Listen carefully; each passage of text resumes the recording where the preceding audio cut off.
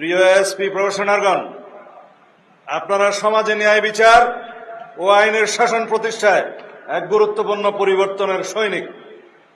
আপনার আইনের প্রতি অবিচল আস্থা ও দেশের নাগরিকদের প্রতি দায়িত্ব ও জবাবদিহিতাই হবে আপনাদের কর্মের মূল ভিত্তি। মনে রাখবেন, আইনের চোখে সবাই সমান, সেটি হোক কোনো রাজনৈতিক কর্মী বা প্রান্তিক কৃষক।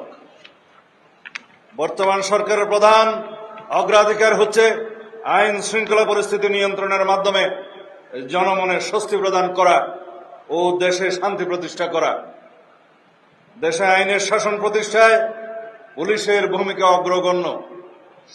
ফ্যাসিবাদী সরকারের আমলে অন্যান্য সকল প্রতিষ্ঠানের ন্যায় পুলিশ বাহিনীও ক্ষতিগ্রস্ত হয়েছে প্রতিষ্ঠান হিসেবে। সেই সময়ের ভঙ্গুর অবস্থা থেকে ক্রমান্বয়ে পুলিশ আজকের এই পর্যায়ে উন্নীত হয়েছে। বর্তমান সরকার বিশ্বাস করে পুলিশ কোনো বিশেষ দলের বা গোষ্ঠীর লাঠিয়াল বাহিনী নয়, বরং পুলিশ হবে জনগণের অকৃত্রিম বন্ধু।